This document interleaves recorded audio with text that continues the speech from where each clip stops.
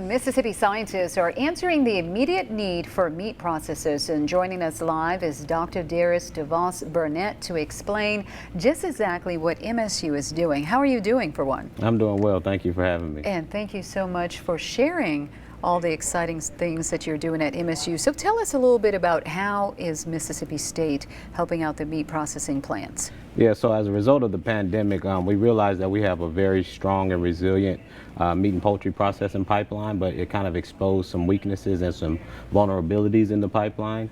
And so as a result of that, the federal government and the state government has invested a lot in expanding capacity.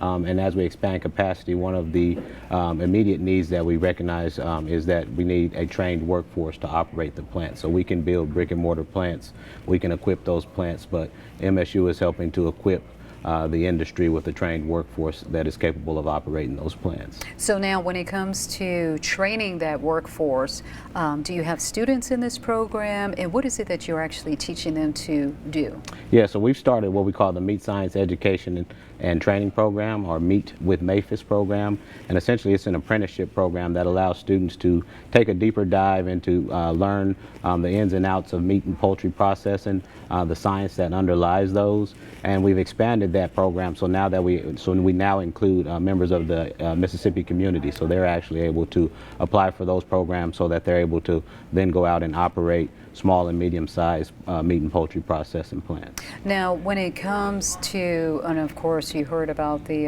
16-year-old who was actually killed at a poultry plant in central Mississippi, how critical is it for your team to make sure that doesn't happen at all? Yeah, so it's very important that we apply our supply a trained workforce to meet the demands of the meat and poultry processing industry in Mississippi.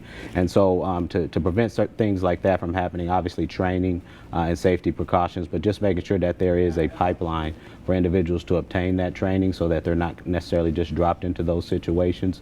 And so Mississippi State University and our apprenticeship program and as well as our undergraduate programs allow students to learn in a reputable environment. We have a USDA inspected processing facility on campus, so that kind of acts like a pilot plant where they're able to learn under those conditions so that they can then go out and support the industry in a manner where they're cultivated and very much trained to operate in those capacities. All right then, thank you so much there for joining us this afternoon. Well, still to come on WTVA 9 News at noon, you have an opportunity to make a